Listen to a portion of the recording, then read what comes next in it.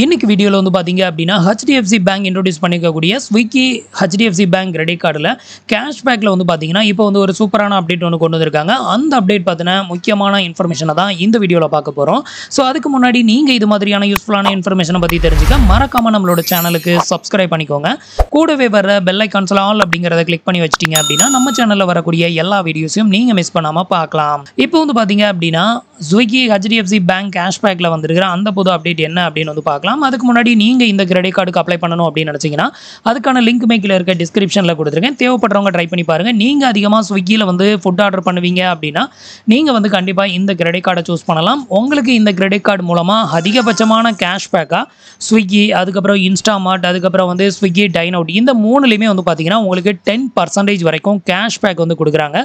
So இது தவிர ஆன்லைனில் நீங்கள் ஸ்பெண்ட் பண்ணக்கூடிய எல்லா அமௌண்ட்டுக்குமே உங்களுக்கு 5% கேஷ்பேக். இது தவிர மற்ற இடங்களில் ஆன்லைன் ஆஃப்லைன் மற்ற இடங்களில் ஸ்பெண்ட் பண்ணக்கூடிய அமௌண்ட்டுக்கும் 1% வரைக்கும் கேஷ்பேக் வந்து கொடுக்குறாங்க.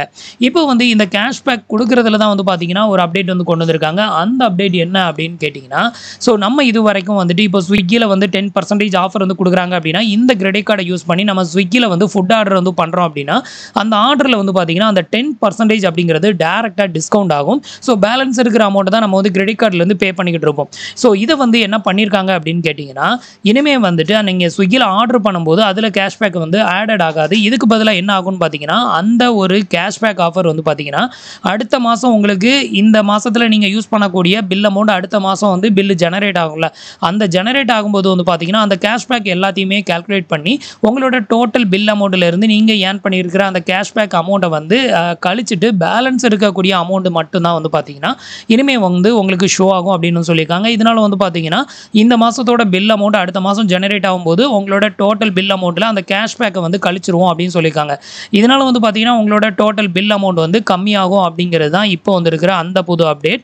ஸோ இந்த அப்டேட் வந்து எப்போ இருந்து நடைமுறைக்கு வருது அப்படின்னு கேட்டிங்கன்னா வரப்போகிற ஜூன் 21 இருந்து இந்த ஒரு ரூல்ஸ் இந்த 21க்கு முன்னாடி வரைக்கும் நீங்கள் ஸ்விக்கியில் ஆர்டர் பண்ணுறீங்க அப்படின்னா உங்களுக்கு டேரெக்டாகவே அந்த ஃபுட் ஆர்டர் பண்ணும்போது அந்த கேஷ்பேக் வந்து அதில் டேரெக்டாக அப்ளிகபிள் ஆகும்.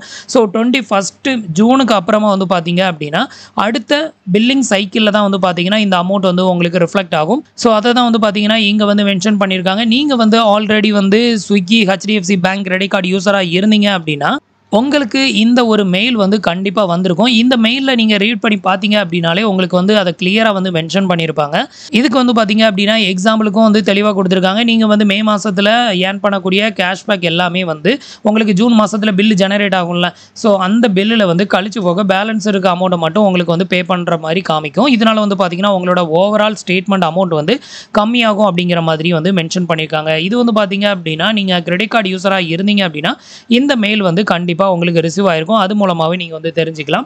ஸோ இதுதான் இப்போ வந்து பார்த்தீங்கன்னா HDFC Bankல இருந்து கொடுத்துருக்கிற அந்த புது அப்டேட். ஸோ இது வந்து எந்த அளவுக்கு யூஸ் அப்படிங்கிறது வந்து தெரியலை. ஏன்னா இது வந்து பார்த்தீங்க அப்படின்னா நமக்கு டேரெக்டாக ஆர்டர் பண்ணும்போது நம்மளோட பில் அமௌண்ட்டில் வந்து பார்த்தீங்கன்னா இந்த 10% கேஷ்பேக் அப்படிங்கிறது ரெடியூஸ் ஆகும். அப்படி இருக்கிறப்போ இந்த கேஷ்பேக் நமக்கு அப்ளிகபிள் ஆகுதா இல்லையா அப்படிங்கிறத நம்ம டேரெக்டாக பார்க்க முடியும். ஆனால் அடுத்த மாதத்தில் இந்த கேஷ்பேக்கை வந்து நாங்கள் கழிச்சிட்டு அதுக்கப்புறம் பேலன்ஸ் இருக்க அமௌண்ட்டை வந்து காட்டுவோம் அப்படிங்கிறது வந்து பார்த்தீங்கன்னா நம்மளோட கன்சியூமரை வந்துட்டு சீட்டிங் பண்ணுற விதமாக தான் இருக்குது. நம்ம வந்துட்டு ஒவ்வொரு மாதம் இந்த மாதம் நம்ம வந்து பே பண்ணக்கூடிய எல்லா அமௌண்ட்டையுமே வந்துட்டு அடுத்த மாதத்தில் உட்கார்ந்து டீட்டெயிலாக உட்கார்ந்து நம்ம செக் பண்ணால் மட்டும்தான் இந்த கேஷ்பேக்கை நமக்கு கரெக்டாக கொடுத்துருக்காங்களா, எவ்வளோ அமௌண்ட் கழிச்சிருக்காங்க, நம்ம எத்தனை டைம் ஆர்டர் பண்ணோம், இது எல்லாத்தையும் செக் பண்ணி தான் நம்ம வந்துட்டு அதை கண்டுபிடிக்க முடியும்.